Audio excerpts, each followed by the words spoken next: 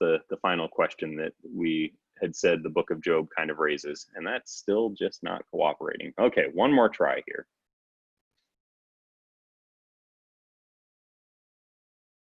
Hey, all right, much better. So I want to go ahead and we're going to move right into chapter 6 of the book of Job.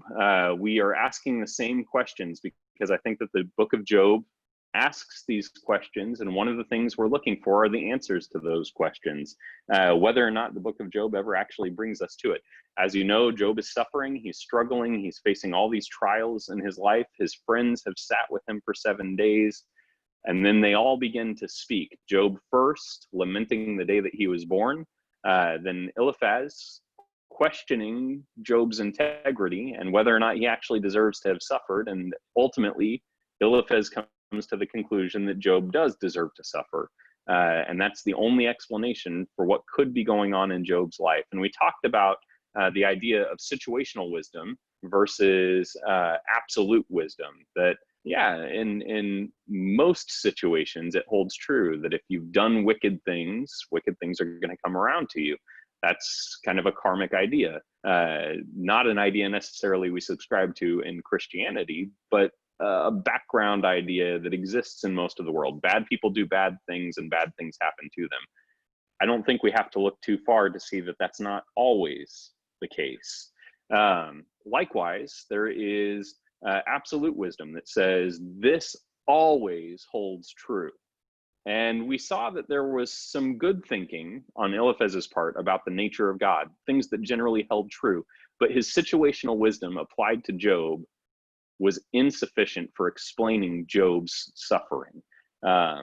Tonight, I think we actually see the opposite of that. As we look at Bildad the Shuhite, we see that Bildad's understanding of situational wisdom is maybe okay, but his understanding of the nature of God is insufficient. And so I want to go ahead and read through Job chapter 6, and I've got my slides out of order. Okay, so here we go, 6 verse 1 through 7. It says, "Then Bildad the Shuhite answered and said, 'How long will you say these things, and the words of your mouth be a great wind?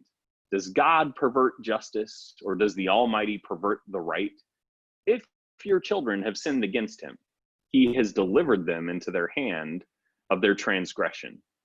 If you will seek God and plead with the Almighty for mercy, if you are pure and upright, surely then he will rouse himself for you and restore your rightful habitation. And though your beginning was small, your later days will be very great.'" So this particular passage, this is Bildad saying, look, all is right with the world. God is not perverting justice. God has caused trouble in your life for the right reason. And he actually makes maybe the most heartless and thoughtless comment that you could make to a parent who has lost a child. I want you to look carefully at his statement here. If your children have sinned against him, if your children have sinned against God, he has delivered them into the hand of their transgression. In other words, he's telling Job, your kids got what they deserved. I don't know about you, but one of the worst things you could tell someone who is grieving the loss of a loved one is, that's okay. They deserved to die. And this is where Bildad immediately expresses his complete lack of understanding about God. If your children have sinned against him, he has delivered them into the hand of their transgression. Your kids deserve to die, Job. That's Bildad's statement here.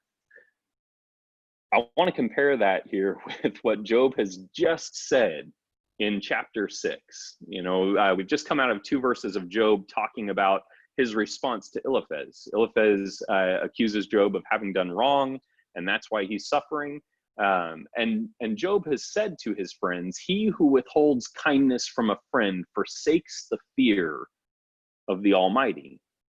He's telling Eliphaz there's an appropriate way to respond to a suffering and struggling friend, and it's not by withholding kindness. Your words, the way that you approach someone who is mourning, they should be from a kind-hearted place, not to accuse them of having done the wrong, especially if you don't know that they've done something wrong? That's Job's response to Eliphaz. And immediately out of the gate, the thing that Bildad has to say is, oh, by the way, not only do I think you did the wrong thing, I think your kids were probably wicked too, and that's why God took their lives. Remember here, Job doesn't speak wrongly of God in the book of Job. That's something that we can kind of hang our hat on here. It says it at the beginning, it says it at the end, that Job doesn't speak falsely of God. He doesn't sin in how he speaks about God. And so here he's telling them, you can't speak unkindness to people who are suffering and mourning, or you don't really fear God, because that's not how God works with those who mourn. In fact, if you were to think about the Beatitudes and Jesus's statement about those who mourn, they will be comforted. God comforts the mourning. God comforts those who are experiencing loss. Job tells his friends that they are supposed to be providing comfort for him, and they just don't hear that.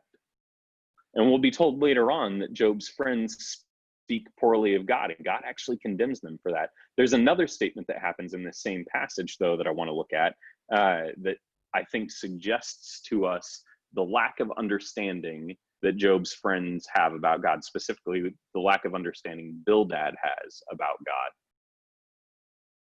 If you will seek God and plead with the Almighty for mercy, if you are pure and upright, surely he will rouse himself for you and restore your rightful habitation. As I was reading through Bildad's little monologue about all the ways that Job was wrong, all the ways that Job deserved his suffering and his children deserved their death, the other thing that stood out to me here is this statement that Bildad makes about God. And it immediately drew to mind another story that we have in scripture where someone suggests that a deity might be sleeping. If you'll indulge me for a second, 1 Kings chapter 18, verse 25 through 27. It's the story of Elijah and the prophets of Baal on Mount Carmel. And they have this big showdown where they each build a monument or an area in which they're going to offer a sacrifice. And Elijah does everything that you wouldn't do if you wanted to have a really well done, well lit sacrifice. He makes it wet, and he doesn't do the right things as far as the way that we think about preparing a sacrifice that is going to burn. And God lights the whole thing on fire, just consumes the entire mound that Bildad or Elijah has offered the sacrifice on. Conversely, the prophets of Baal, they build an altar that is prepared properly for a sacrifice to be offered, and they dance and they dance and they offer prayers and they throw themselves down on the ground and they go through all these extreme shows to try and get their god Baal to light this sacrifice on fire. And Elijah says, choose for yourself one bull and prepare it first, for you are many, and call upon the name of your God, but put no fire to it. And they took the bull that was given them, and they prepared it and called upon the name of Baal from morning until noon, saying, "O Baal, answer us." But there was no voice, and no one answered. And they limped around the altar that they had made. And at noon, Elijah mocked them, saying, "Cry aloud, for he is a god. Either he is musing, or he is relieving himself, or he is on a journey, or perhaps he is asleep and must be awakened." Elijah attributes to Baal the qualities that are human, about needing some kind of rest, about needing to go through the process of this euphemism here, relieving himself. In Hebrew is a little bit more graphic. Is he evacuating his bowels? Is he musing? Is he off pondering, thinking about something? Is he on a journey? Maybe your God has gone somewhere else. Because in the ancient Near East, one of the ways that people thought about gods was that they were very much like humans, and they had to go and have biological urges that they had to pursue, that they could perhaps be asleep and not hearing what it is that needs to be heard, or not seeing what it is that needs to be seen, that they were in fact inattentive to the needs of their people. And now I want to look again at what it is that Bildad says about Yahweh, the God that is worshipped by Job. If you will seek God and plead with the Almighty for mercy, if you are pure and upright, surely then he will rouse himself for you and restore your rightful habitation. God will wake himself up. He'll bring his attention back to you. That's what Bildad is saying, that your God, Job, has been distracted. Maybe he's asleep. He's lax in his attentiveness. And it's your responsibility now to plead with him so that maybe he'll do something. This is Bildad's heresy. The first is that God has killed Job's children because they were sinful. We know that Job has offered sacrifices for his children, even in the possibility that they may have potentially sinned. Job would offer sacrifices to cover their sin. But we're not told that they were killed because of their own sin, because they had transgressed. We're told that they died at the hands of Satan, essentially. And here, not only does he question God's justice or question the ethical life of Job and his children, he also questions God's attentiveness as well. And so I want us to remember this as we look at the book of Job.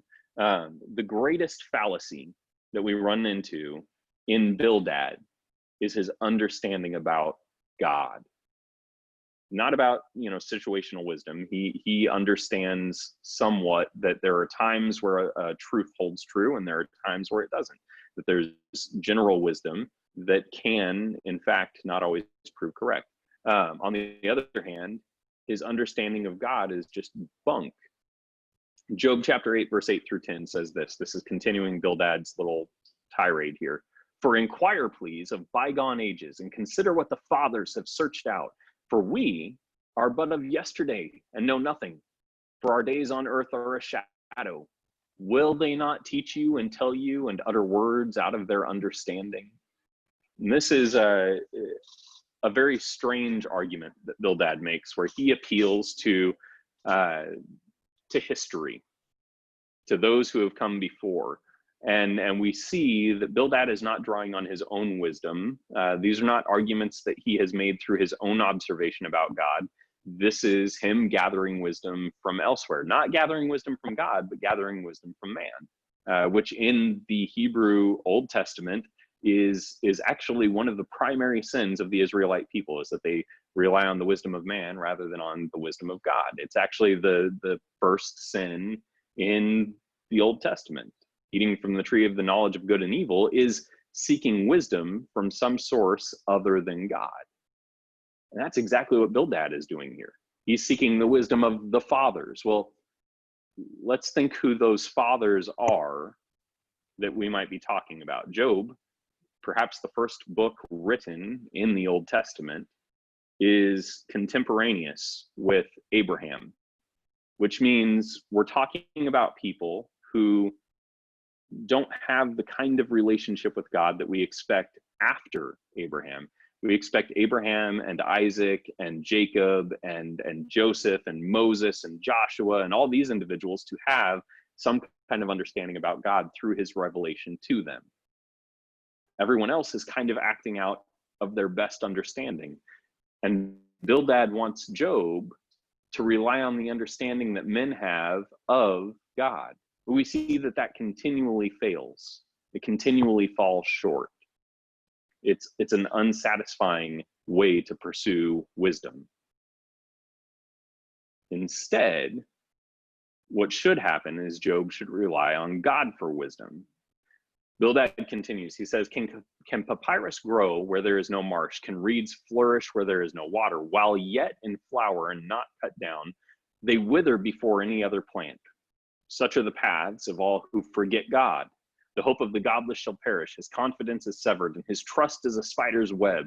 He leans against his house, but it does not stand. He lays hold of it, but it does not endure. He is a lush plant before the sun, and his shoots spread over his garden. His roots entwine the stone heaps. He looks upon a house of stones. If he is destroyed from his place, then it will deny him, saying, I have never seen you. Behold, this is the joy of his way, and out of the soil others will spring. I think that might have cut something off there. In any case, this is the kind of last argument that Bildad the Shuhite makes about the nature of God and his relationship with man. That essentially the only way that you're going to find ruin is by having wandered from God. You lose your foundation. That's the only way that you might find ruin, that no righteous person, which is Eliphaz's argument, will suffer or struggle. And we know that's not the case because we've read the beginning of the book. We've been told Job is righteous. His suffering is not because of wickedness on his own part. It's because this world is broken, and suffering is a part of this world. But I'm going to give Bildad this. At the close of his little speech, he says something actually pretty brilliant. Behold, God will not reject a blameless man, nor take the hand of evildoers. He will yet fill your mouth with laughter and your lips with shouting. Those who hate you will be clothed with shame, and the tent of the wicked will be no more. With each one of Job's friends, we see this balance of where they have wisdom, where they have some kind of understanding that if they leaned into that wisdom, their relationship with God would grow, and they would in fact be a comfort to Job. But because they overreach the wisdom that they actually have, they are continually leading themselves into error, and they fail to comfort Job. They speak where they shouldn't speak, and they fail to fully expand on the truth that they do have to speak. So here we've had Bildad the Shuhite misrepresent God and misrepresent Job's righteousness and misrepresent the righteousness of Job's children. But in many ways, Bildad says here at the end of his speech exactly what's going to happen at the end of this book. And I don't think that Bildad has any realization that he's speaking the exact nature of the conclusion of this book, because later on he's going to contradict himself. Later on he's going to negate what he's just told Job, essentially. But this is, if you were to take this passage right here and compare it to the end of the book of Job, you would see that it's essentially the truth about what happens to Job in the end. And this, those who hate you will be clothed. Trying to get all fancy and do selecting here. Those who hate you will be clothed with shame. That word hate is not the way we think of hate in modern language. In the Hebrew, it could be those who have caused you trouble, those who have rejected you, those who have looked down on you, or otherwise spoken ill of you. Well, it's going to be clear by the time that we get to the end of the book that Bildad and Eliphaz, the friends, have spoken poorly of Job, and God rebukes them for it. He shames them. It's absolutely true in this last little statement here. And Bildad is speaking prophetically about himself, about Job, and about God, even while lacking an understanding of the whole situation. So let's go ahead and move into our discussion time. I'm going to take you all off of mute, and unfortunately, I can't see everybody at once tonight because there are more of you than fit into my screen here. And so You may just need to speak up and tell me that you have something to say, rather than doing like the whole hand raise thing. So I've unmuted all of you who want to be unmuted, and you can participate as you see fit. So the question I want to ask you tonight: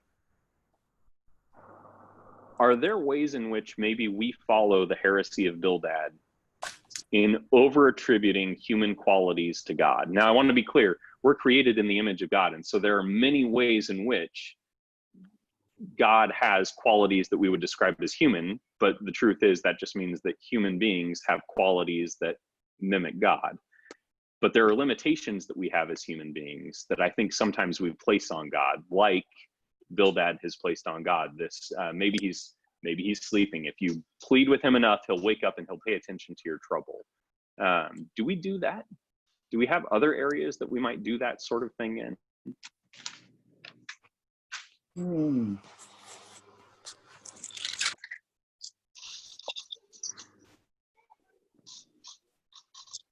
It's an intriguing question to me. If it's not for anybody else, we can move on. But I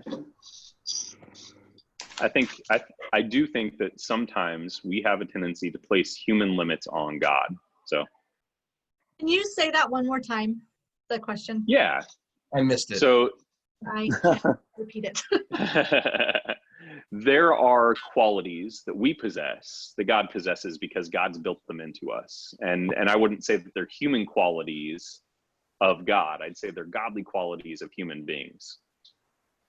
But then I'd also say that there are qualities of human beings that God doesn't possess that we sometimes attribute to him because our closest frame of context are other people. Do you think we do that? I think we do. And my thought is, what are some of the ways that maybe we place limits on God through that reversing the image sort of situation? Well, I think we limit his ability to do things just because we forget how powerful he is. Yeah. I think that's true. I know we kind of have that intellectual understanding that God is big enough to handle all the things at once, but sometimes we feel like, you know, I've heard people say, and I've probably said this myself, I can't recall a specific time, but I guarantee I've thought it. Well, I'm not going to pray about this particular situation because it just seems so petty. It doesn't seem like something to pray about. It seems too small. But the truth is, you know, is there really such a thing as something too small to pray to God about? You know, if God's attention is genuinely limitless, why would we place a limit on him and say this is too small to take to God? He's busy solving the coronavirus. I can't pray about you know, my stubbed foot. You know, he's busy creating peace in war-torn countries. I can't pray to him because I'm having a bad day. You know, God is too busy seeing to the situation of those who don't have enough water in foreign countries. Why would I pray for him about needing an increase in my paycheck or whatever that it might be? You know, sometimes I think maybe we minimize our own problems and we don't pray to God about things because we think, oh, that's such a small thing. God's not interested in that. And I've thought of, actually, Amy had mentioned a little while back, I think it was Amy, about Fiddler on the Roof and Tevye. No? Nope, not me. Who was it that? No, someone. We had like a Facebook discussion about it. Anyway, Tevye from Fiddler on the Roof is, I think, a great example of what prayer should look like, because now maybe it's a little bit blasphemous sometimes, like he gets a little too casual and personal with God. But as an example of someone who's praying continually, I want you to, who here hasn't seen Fiddler on the Roof? Like, am I using a really bad reference here? Definitely not Amy.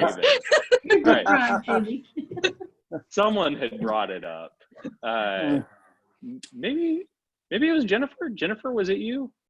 I'm trying to think. I had this conversation. Maybe I remember dreamed it. this conversation. I don't know. I think it was Yeah. on a Wednesday night. So If it was Wizard of Yeah. Oz or Mary Poppins, she'd be all over it. Oh boy. There we go. I'm in the wrong musical here. So here's the deal. In Fiddler on the Roof, Tevye is just the main character. He is always talking to God. And sometimes he's talking about big things. You know, he's talking about this struggle that he's having with his Jewish daughter wanting to marry a Gentile. And, you know, how is that going to work? Where are they going to worship? How are they going to raise their children? And this is concerning and vexing to him. But then on the other end of the spectrum, sometimes he's just praying, God, would it have been so wrong for you to make me just a little wealthy? You know, like why does my life have to be this way? If I were a rich man, you know, and then we get this fantastic song with him like shaking his whole body and, you know, throwing dust in the air. I love this musical. It is my favorite musical, by the way. But I think we can pray to God about the really big things and the really small things precisely because Bildad's heresy about God is wrong. God is always awake. God is always prepared to hear us.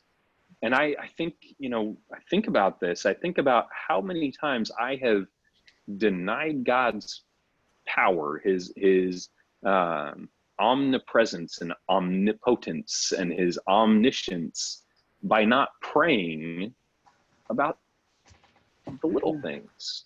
Yeah.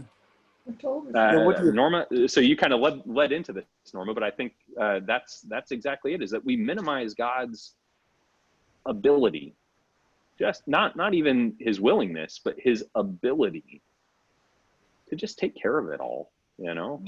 And maybe there will be times where he's not going to solve things the way we want them solved, but that doesn't make him unwilling or unable.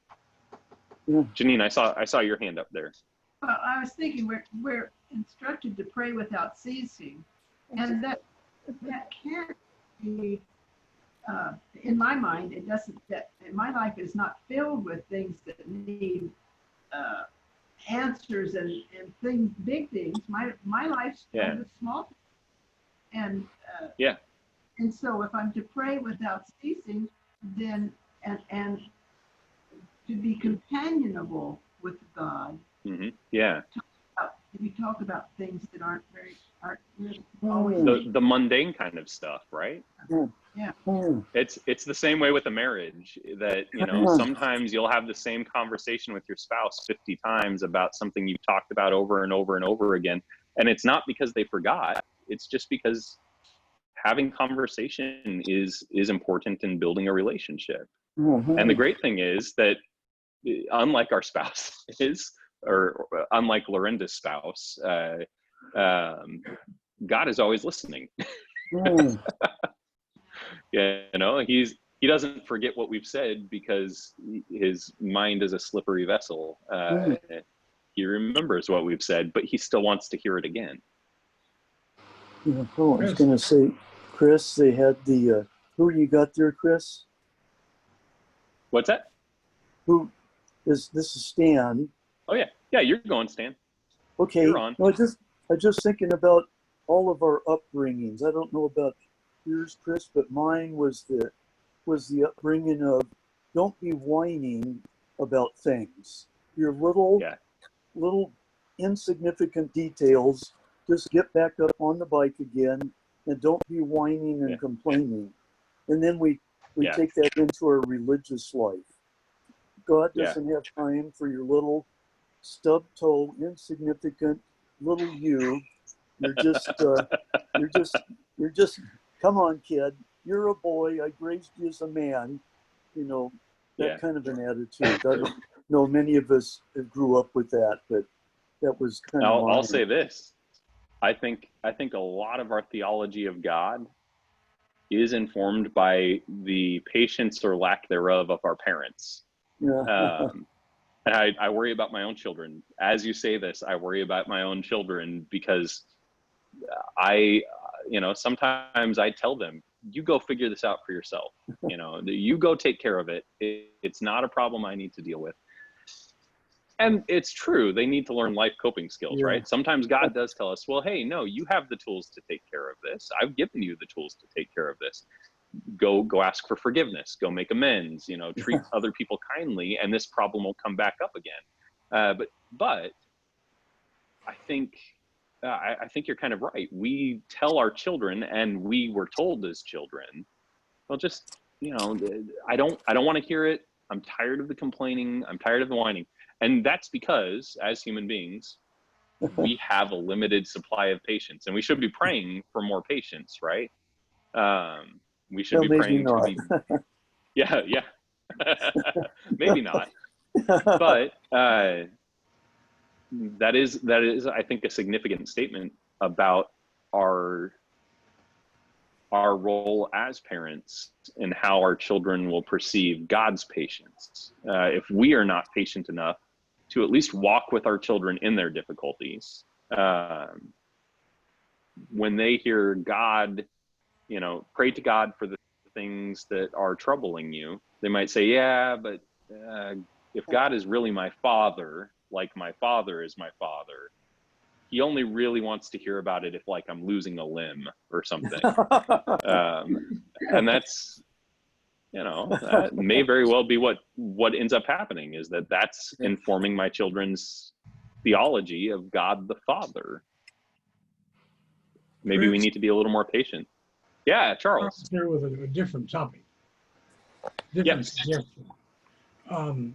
What about the men who brought the woman caught in adultery?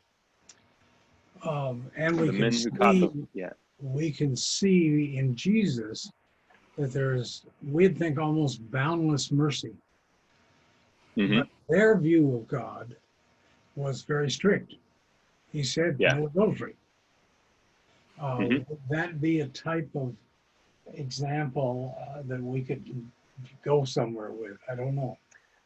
Yeah. I think that we have two kind of, we have the pendulum mentality of God's mercy and God's justice, right? That's, I think, maybe historically, people have been either on one side or the other in regards to those two qualities that God possesses. And we treat it as though it's got to be a pendulum, when in fact they're two mutually existing realities. God is always just, but God is also always merciful.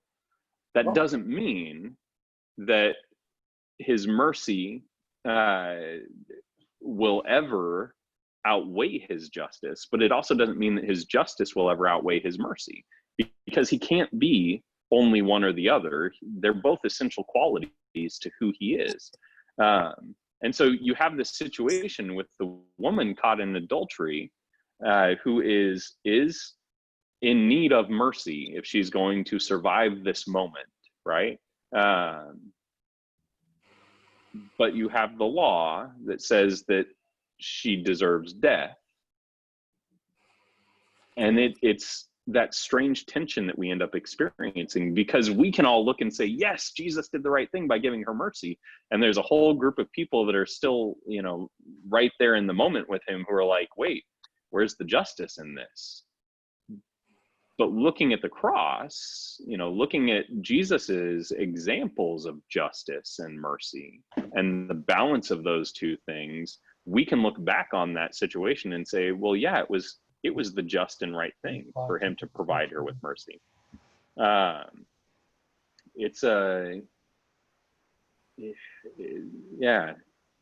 not sure where I'm going with this, other than I think, both of these things exist in God. She had to do her part. Right.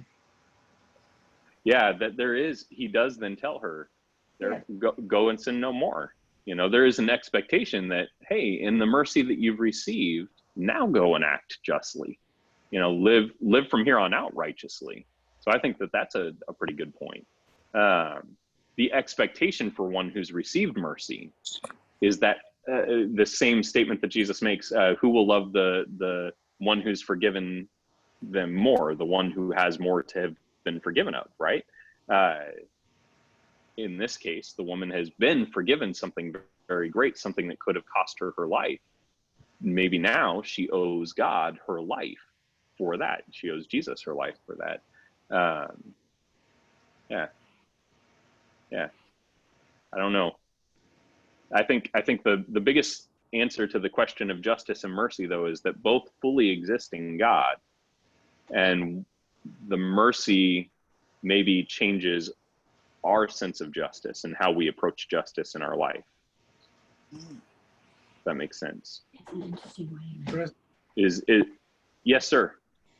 I would want to apply this to the family situation where, let's say you have a child who turns away from God, will not worship God anymore. Are you supposed to isolate that person totally? Or do you try to remember, as we think about Jesus, giving her mercy, but still encouraging her to do right?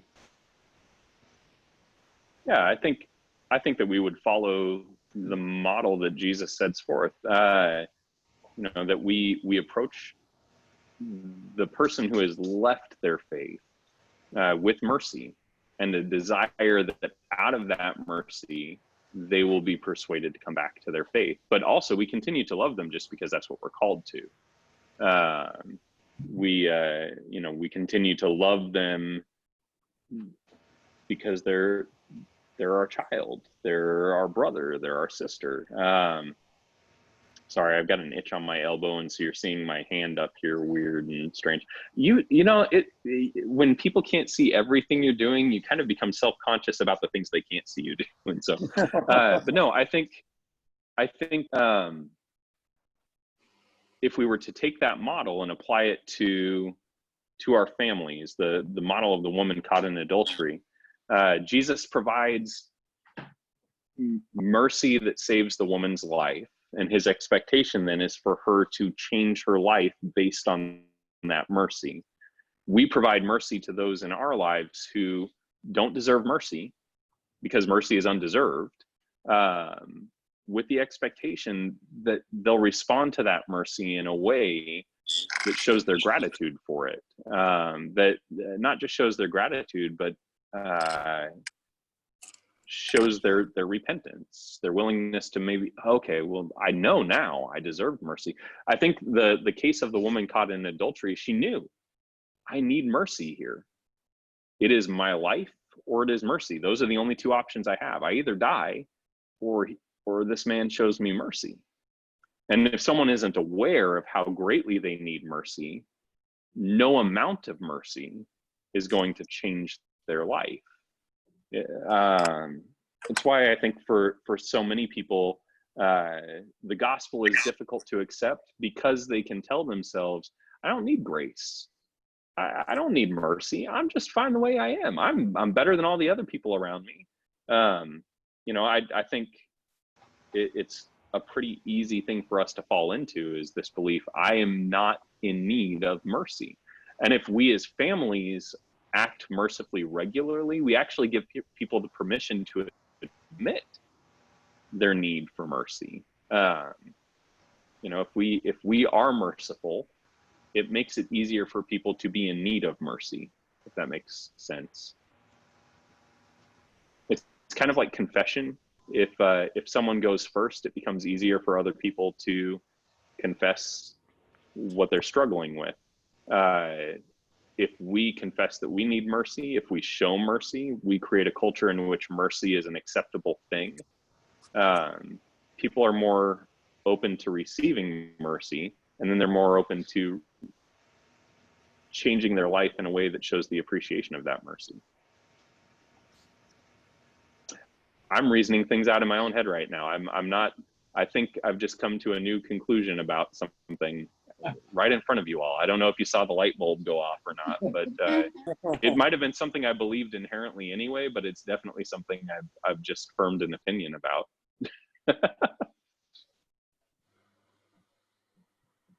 Yeah, I think, so here it is.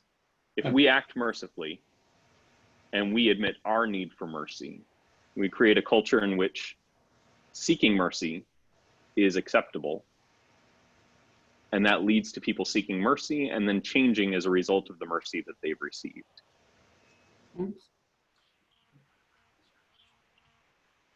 It's all about culture. And practicing humility. And practicing humility. Absolutely. Who was that? Oh, Is that Nicole? Yeah.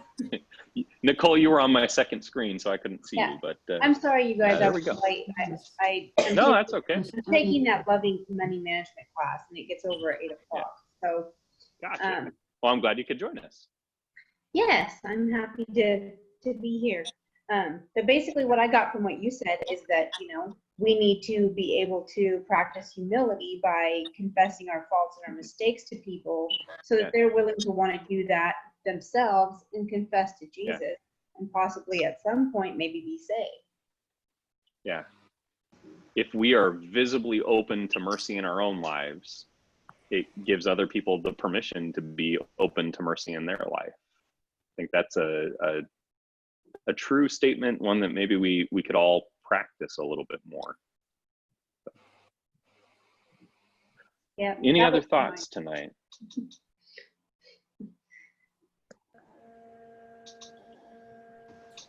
I wish I could have all of you on my screen at once, but I'm not sure how to do that tonight. Anyway, okay, so we've kind of covered the story of Job up to this point with Bildad. We haven't looked deeply at Job's responses, and I intend to do that at the end of next week's class. But I want to look at these arguments that these friends of Job make, and the fallacies in their thinking, because I think that the mistakes that they make are mistakes we fall into too. They're not foreign or strange mistakes. And I called Bildad's mistake heresy. That might be a little bit of a strong statement. I think it's a poor understanding of God. I don't think it's outright him trying to deny God, but it's a lack of understanding on his part. Maybe I should show Bildad more mercy. I think one of the things I'm learning as we read the book of Job is I need to be more merciful with the people that I've cast as the villains in Scripture. I learned that about Job's wife a few weeks ago. I've learned it about Job's friends. Maybe I'll learn it about people in my real everyday life that I see every day and treat as the villains of the story, and I'll be more merciful. I'm getting a lot out of the book of Job, guys. I've taught the book of Job several times, but this has been fantastic. Teaching it to adults is wildly different than teaching it to children or to youth groups. So I've enjoyed your feedback. Chris, what? Yes, Janine. What chapters will we be dealing with next week then? So next week we're going to move 2 chapters ahead, I believe. Give me 1 second and I'll let you know. I've got to pull up my Bible. I don't know if you can still see me if I jump out of the app, but maybe you can still hear me. Or you can see me looking vexed and puzzled. We are going to be in chapters 11. Chapter 11 is our primary text, and then we're going to go back and we're going to look at all of the in-between passages, pull out pieces of the in-between passages where Job responds to his friends. So chapter 11 will be next week, with excerpts from these other chapters. Thank you. Yeah, absolutely. So if you want to read Zophar, that would be a good direction to go. And then I'll kind of outline what things are going to look like after that. We're going to look at Zophar. Then we are going to look at Elihu.